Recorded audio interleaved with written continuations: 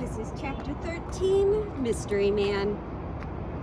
Autopsy protocols in this type of investigation calls for a collection of fingernail scrapings that might help identify trace evidence that would be linked to a suspect to the crime. In many instances, a struggling victim may have scratched a perpetrator during the assault, and skin cells and blood from the assailant is left beneath the fingernails. Scrapings from the fingernails of JonBenét's hands revealed minuscule samples of DNA that belonged to two different male suspects and one unidentified female. The samples were too small to identify their biological origin, i.e. blood or skin cells, and investigators came to theorize that the unknown DNA samples had been transferred from contaminated fingernail clippers used in the post-mortem examinations of other bodies processed through the morgue prior to her homicide. Investigators were able to obtain the DNA samples from 8 of the autopsy examinations that preceded that of JonBenet. These samples were analyzed, but none of them matched the unknown male and female samples collected from JonBenét's fingernails. Perhaps more disappointing was the fact that unknown samples lacked sufficient identifying markers that permitted their entry into the state and national DNA databases.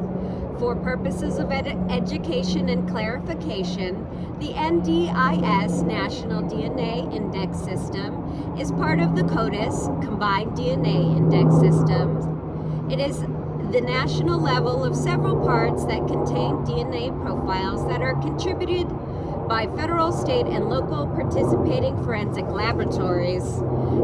NDIS was implemented in October of 1998, and all 50 states, the District of Columbia, the federal government, and the U.S. Army Criminal Investigation Laboratory, and Puerto Rico participate in the NDIS program.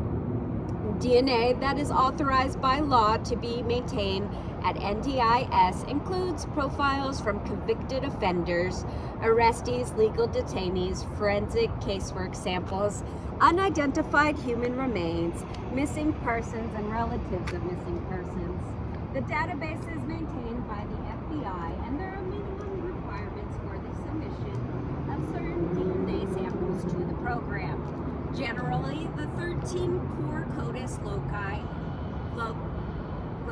are required for the submission of convicted offender, arrestee, detainee, and legal profiles. A minimum of 10 core loci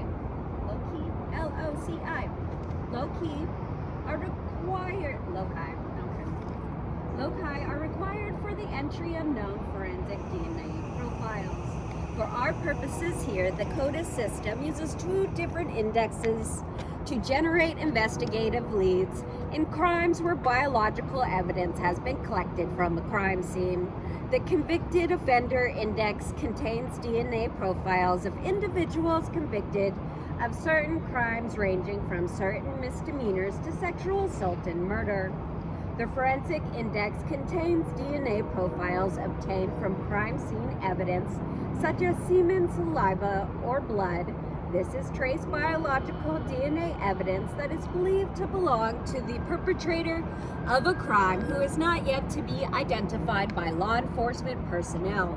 An example of how CODIS DNA systems works is as follows. During their investigation of a sexual assault, detectives will collect an evidence kit from the victim's medical examination conducted at an emergency room.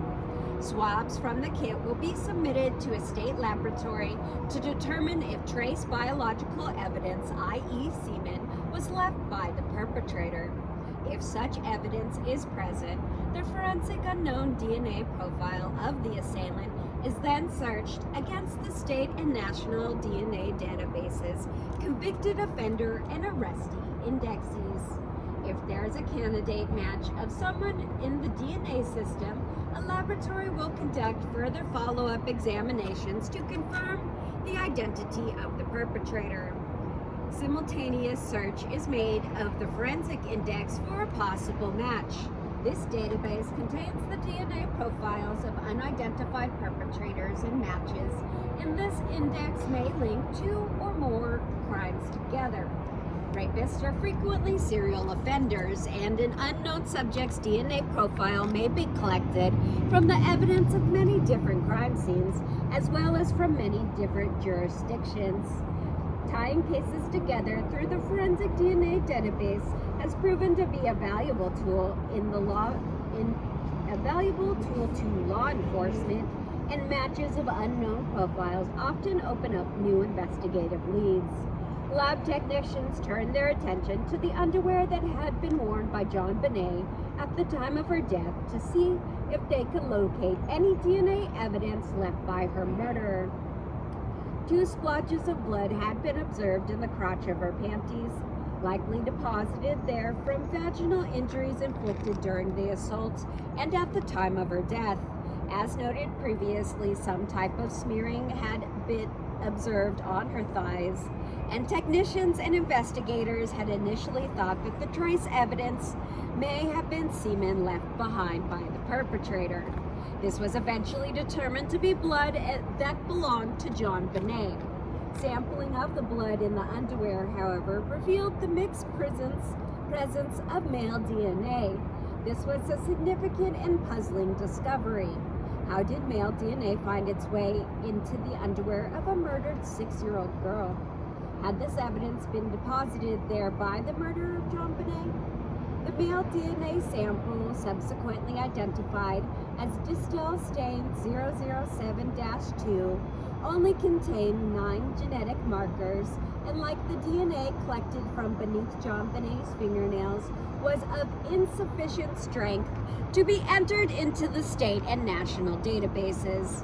Moreover, the sample was so small that technicians were not able to identify the biological origin of the exemplar. Regrettably, they could not tell police investigators if the biological source of the male DNA was derived from blood, semen, epithelial skin cells, or some other genetic material. The challenge to technicians was enhancing the DNA sample so that it could be entered into the state and national DNA databases, and it took a while for this technology to develop. As noted above, the FBI requires 10 out of 13 genetic markers to be identified in order for a sample to be entered into the forensic index database. DNA replication technology was utilized in the Denver Police Department's crime lab, and the 10th marker was eventually strengthened to the point that an unidentified male sample discovered in JonBenét's underwear was able to be entered into the state and national databases. This laboratory success didn't take place until 2002, nearly 6 years after the murder of JonBenét. The presence of unidentified male DNA in JonBenét's underwear was evidence that led some investigators and attorneys to believe that an intruder had been responsible for her murder. What other possible explanation could there be for the presence of this evidence at this scene? Coupled with the other evidence discovered by Lou Smit, many thought it was compelling evidence that pointed to someone outside of the family as the perpetrator of the crime. This partial DNA profile has been entered into the ever-growing database of felony offenders. Weekly comparisons are run against new known samples of convicted and arrested offenders and other identified forensic samples collected from unsolved crime scenes around the country. As of February 2012, this sample has been cross-checked with 10,560,300 known DNA offenders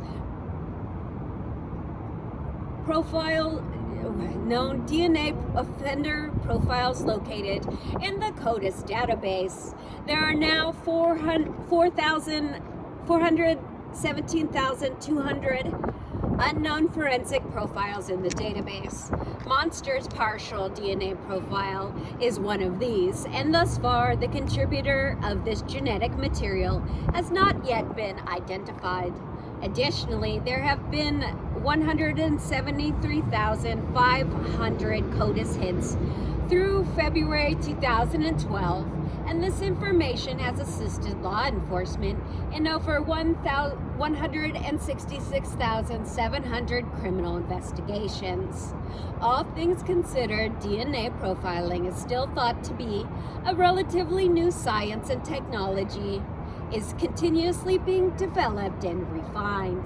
The DNA database continues to grow in numbers, and by comparison, there are over 7,100,000 fingerprints on file with the FBI for criminal arrests that date back to the early 1920s. Inked or electronically scanned fingerprints continue to be collected from nearly every person arrested in the United States, and is used as primary means of identification by law enforcement agencies across the nation. It may only be a matter of time before DNA databases catches up to the number of fingerprints on file, and perhaps one day the DNA profile of an intruder who murdered JonBenét will be collected during an arrest or from another crime scene.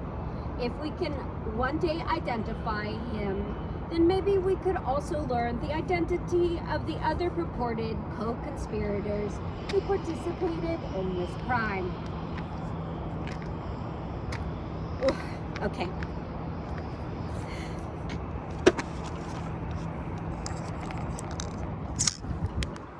Let's see the views. Welcome to Portland. We are downtown on 2nd, down by the riverfront. So the streets are numerical from the river this way. So this is 2nd. And then over yonder it goes, I don't know, up to 50th. And then back across the river, it's like 50th, 60th, 70th, and then it's numerical A, B, C, D. Oh, that looks so bad with that. I'm not gonna wield random weapony looking things around. Talk. Okay.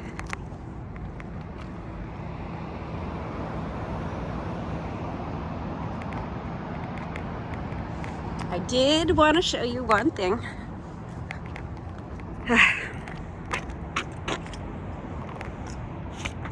Happy New Year's, everyone.